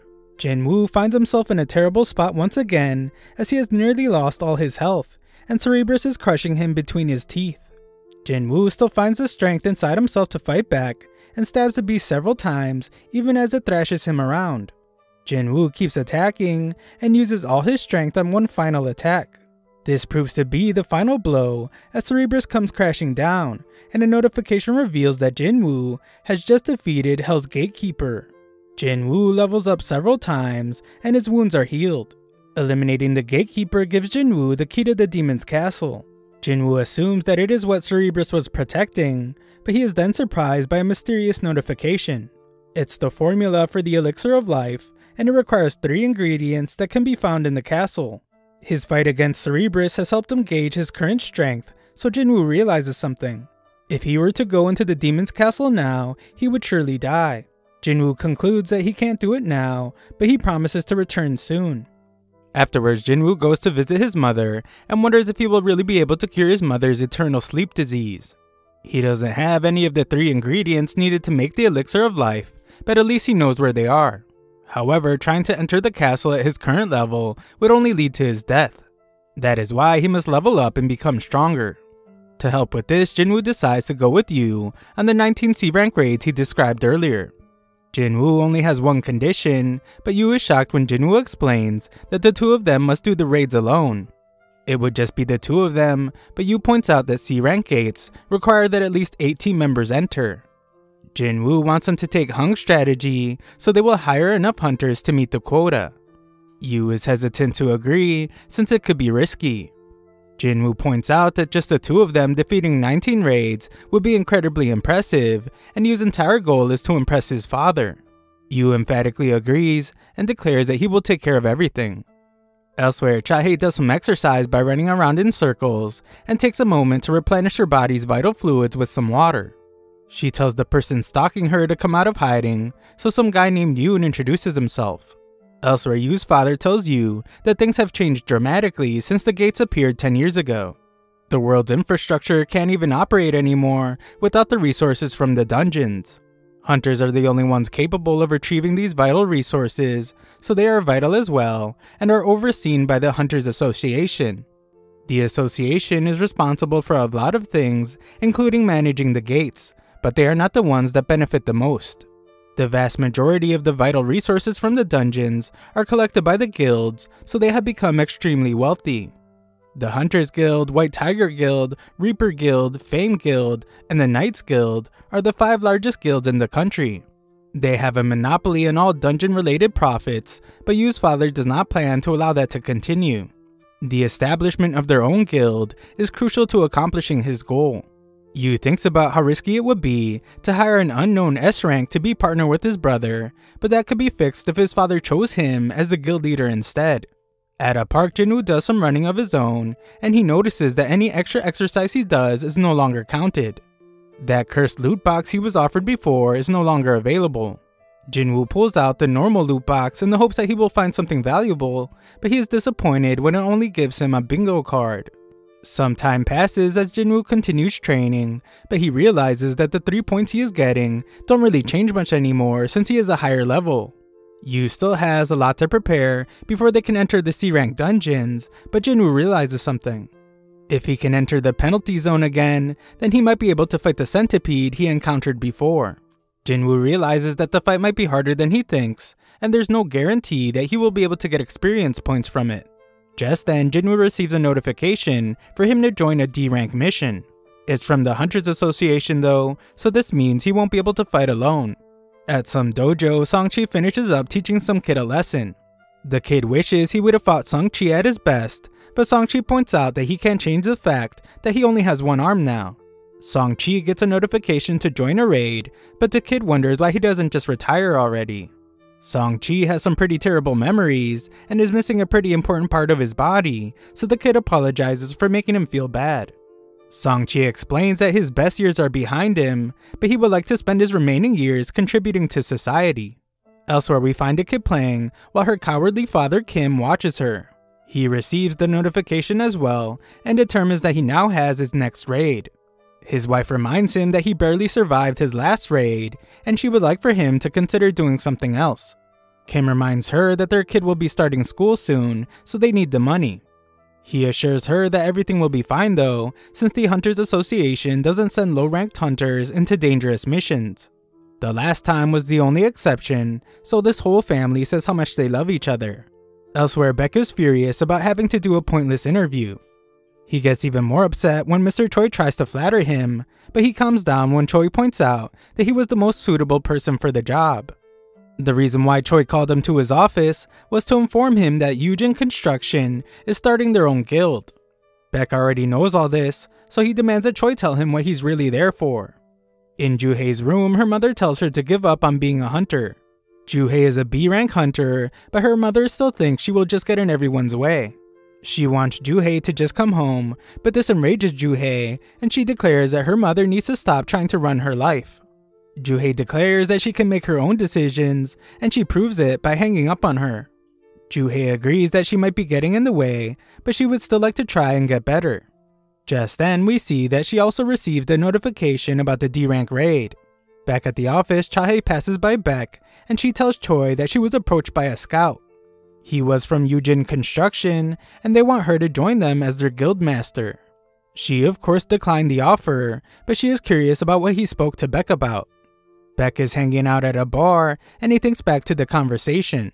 Jeju Island has been sealed off since the failed raid, and people are trying to forget about the terror it represents. Mr. Choi is fawned over as the weapon of humanity, but he can never forget about Jeju Island or what happened there. He plans to clear the island in the near future, and in order to do so, he needs Beck and the others on the same page. They need to get stronger, gather allies, and sway public opinion. That is why he arranged the interview and had Chae start training new hunters. Choi reminds Beck that he left something on that island as well, and Beck has a memory of losing his old friends. In some dark place, a guy pleads for people to be eliminated. At Jinwoo's house, Gina is surprised by how busy Jinwoo has been. The old Jinwoo needed to recover for weeks after every gate, so she wonders if all his training is paying off. Jinwoo casually heads off to a mission without his stuff, and she is worried because he's acting like he's just making a casual trip to the store. Elsewhere, Sangchi thinks about how he is a swordsman, but his awakened ability has nothing to do with physical power. The martial arts he spent decades training are useless inside of a dungeon. His magic-focused powers make his sword useless against magical beasts. Just then, he runs into Jinwoo, and he points out how different he looks. Jinwoo doesn't have a good explanation for why his leg reappeared, so Sangchi assumes that a high-rank healer must have found him that day. Sangchi wasn't as lucky as too much time had passed for his injury to be healed. They arrive at the gate and are surprised to find that it's a reunion. Kim is ashamed to face them, but Sangchi determines that it makes sense after what he did. 5 of the survivors from that terrible day have been reunited, so he wonders what's going on. It's been a really long time since Juhei has seen Jinwoo, so she also notices how much he has changed. Just then, some creeps are dropped off, and they instantly take a liking to Juhei. Kong is there as well though, and he tells the guys to quiet down. It is explained to our group that they will be joined by prisoner substitute hunters. They are hunter convicts, and they will be participating to reduce their sentences. Sangchi can't believe that they're supposed to fight alongside criminals, but the woman assures them that they won't be a problem. They are short-staffed and they have no other choice. Just in case though, Kong will be going with them. He is a B rank, so if things go bad, then he will be able to handle the 3 C rank criminals with ease. Jinwoo recommends that Juhei sit this one out, but she refuses to let him go without her. The criminals are set free, and even they wonder if this is really a good idea. Kong tells them to shut up again, and reminds them about what will happen if they act out. Kong introduces himself to the others, and assures them that he will handle the criminals. Jinwoo allows Sangchi to take the lead in the raid, and he is grateful. Sangchi takes full responsibility for failing that day, and credits Jinwoo for being the only reason that the 6 of them survived. He thanks Jinwoo on behalf of all the survivors, but Jinwoo doesn't need it. Kim doesn't object to Sangchi leading them, and Kong stares at Jinwoo for some reason. Everyone prepares to enter the gate, and Sangchi declares the start of the raid. Inside the dungeon, the prisoners are actually doing a good job wiping out some goblins. Sangchi wonders who the real beasts are, and demonstrates his own power. The group of goblins is eventually wiped out, and Sangchi is impressed by how much stronger Jinwoo has gotten. Even Juhei points out how Jinwoo hasn't gotten hurt yet, and she hopes that no one ends up needing her to heal them. Sangchi is still amazed, as even Jinwoo's aura is different. Kong has them move forward, but they find a split in the path. The dungeon has been much easier than they expected, so they determine that it should be fine to split up. They will be taking on a bit more risk, but they will be able to clear the dungeon faster. Jinwoo is able to sense that the dungeon boss is down the path on the left, but he doesn't tell anyone. He hasn't been leveling up much from the weak goblins, so Jinwoo requests that his group go down the left path. They split up, but Kong oddly stares at Jinwoo. Kim's group member is the other coward, and Kim decides that they will have to apologize to Jinwoo for abandoning him on the first raid. They are sure that he won't accept their apology, but Kim determines that he must try if he wants to continue being a hunter. Down the other path, the prisoners easily wipe out another group of goblins. Kong strangely asks if they will be able to do the same against humans, and they point out that it would make no difference. A look into the past shows that Kong was told that some guy's daughter was assaulted by 3 men. His daughter took her own life afterwards, but this guy was furious since the 3 guys would be set free from prison in just a few years. To make things worse, they are hunters, and hunters are allowed to participate in raids to reduce their sentences. This is incredibly unfair since his daughter will never get to come home. The man brought 3 million yuan and offered to give it to Kong if he eliminates the 3 prisoners. Kong is absolutely crazy as he now tells the prisoners what he will tell the inspectors when he leaves the dungeon without them. He will say that the prisoners were eliminated by a pack of 100 goblins. Kim continues down his path, but he is shocked to find that it attaches to Kong's path, and he finds Kong massacring the prisoners. Kong tells the prisoner that he was told to make them suffer, but he is interrupted by Kim. The cold-blooded Kong eliminates the last prisoner and decides that he will have to change his plans as he makes his way towards Kim. Jinwoo thinks about how Kong saw him at the hospital, and he just hopes that he doesn't remember him. Just then they hear screaming, and they rush to find the dead prisoners. Kang has been eliminated as well, and Jinwoo is shocked when he sees Kim in bad shape. Ju-hei heals him, but Song-chi can tell that this was not the work of a magical beast. The weapon used was too sharp, and whoever used it avoided finishing him off multiple times. Kim has given up on surviving, but Jinwoo reminds him that he has a family. Jinwoo demands that he stay alive, otherwise he won't be able to keep blaming him. Kim uses his last breath to apologize to Jinwoo, and he passes away. Just then, Kong tries to eliminate Ju-hei, but Jinwoo stops him. Kong is impressed with how fast he is, and Song-chi realizes that Kong is responsible for the massacre. Song-chi is shocked since Kong is part of the Hunters Association, but Kong just wants to tell them his plan. Instead of blaming the goblins, Kong will say that the prisoners eliminated all the other hunters. He will then say that they tried to take him out, but they couldn't do that, which will be why he was the lone survivor. Song-chi holds Jinwoo back as he doesn't believe he can take on Kong. Song-chi will fight him instead, but he thinks about how Kong is a B rank, one whole level above him. Ju-hei gives him a strength buff, and Song-chi tries to use his sword skills to take Kong down. Kong manages to avoid even being touched once, and he commends Song-chi for knowing his stuff. Jinwoo analyzes the situation and can tell that Song-chi is managing to hold his own, but he isn't fast enough to win. Kong manages to land a devastating blow, but he gets annoyed when Ju-hei quickly heals Song-chi. Kong decides to take her out first, but Song-chi stops him. Kong underestimated the old man, so Song-chi explains that he has trained S-rank hunters before. His blade is outmatched, but Kong points out that the powers Song-chi has been given have their limits. There is no chance a mage type like him can defeat an assassin type, so Kong brings him near death. Ju-hei is too frightened to heal him, so Kong prepares to end Song-chi's life. Song-chi uses his fire ability, but Kong is just too quick. He realized that Song-chi used his sword to make him lower his guard against magic. Song-chi was waiting until Kong tried to end his life to surprise him with a fire blast. Kong saw right through his plan though, and Song-chi will now pay with his life. Just then, Jinwoo finally steps in to stop the fight. Kong demands to know who he is, so Jinwoo explains that he's simply an E-rank hunter. Kong doesn't believe him, since he would need incredible reaction speed to stop the attack he just used on Song-chi. Kong can tell that Jinwoo is hiding his power, and determines that he had a second awakening. The others are shocked, and Kong just now remembers Jinwoo from the hospital. The mana reader only read 10 at the time, so Kong thinks that the second awakening must have come after that. This doesn't make sense though, as it doesn't explain why Jinwoo was able to survive the double dungeon. Kong determines that it actually doesn't matter, so he prepares to eliminate Jinwoo. Jinwoo wants to know what happened just now, so Kong explains that he was just carrying out justice by taking out the prisoners. Jinwoo couldn't care less about them, but he wants to know why he eliminated Kim and Kang. Jinwoo points out that Kong could have done it quickly, but he didn't. Instead, Kong seemed to have tortured and toyed with them. Another look back to when Kong spoke with the father shows Kong explaining that he has received huge offers to join the largest guilds. However, he chooses to work for peanuts in the Hunters Association. The reason he has chosen this path is because he finds people much more fun to kill than beasts. A fight breaks out between Kong and Jinwoo, and the two spectators are amazed by their blinding speed. Kong can tell that they have practically the same build, but he determines that he has much more experience fighting high-ranked opponents. Kong uses this experience to take control of the fight, but he is shocked when Jinwoo asks him to be a little less bloodthirsty. It's too late though, as Jinwoo's system has taken notice. The system, just like last time, informs Jinwoo that there are people present that want to eliminate him. Jinwoo is then once again given a quest to eliminate his opponents.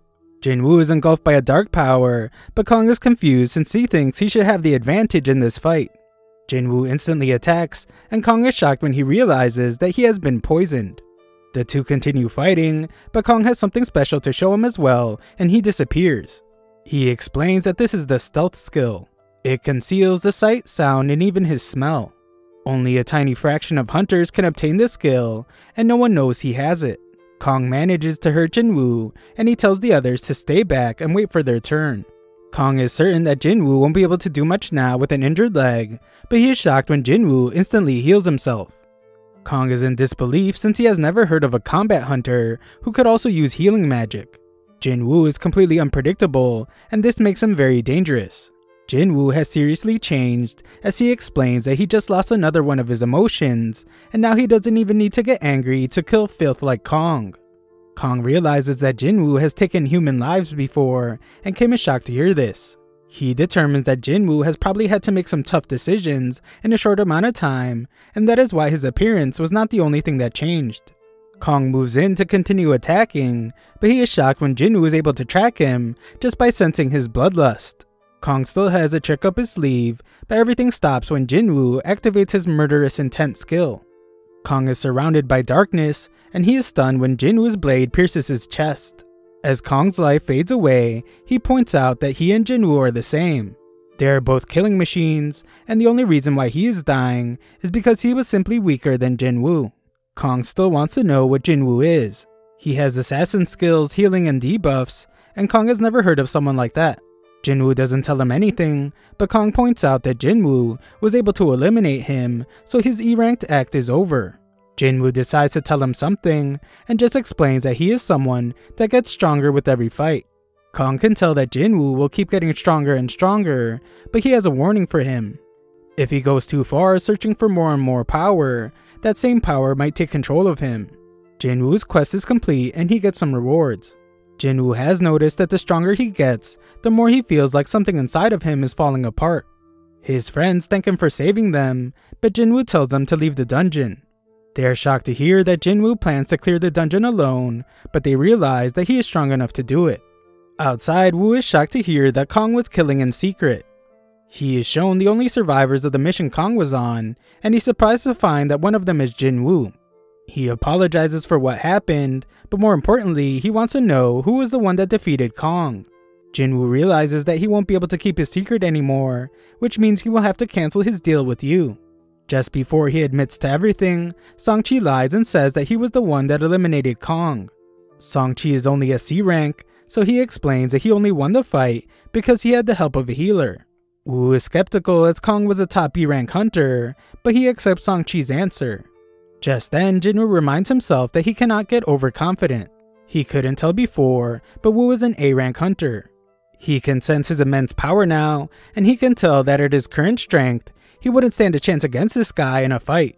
Song-chi determines that Jinwoo has a good reason for keeping a secret, so he tells Jinwoo that this is just him paying him back for what happened in the double dungeon. That night, everything has been settled, and Joo-hae wonders if Jinwoo remembers the stone he gave her.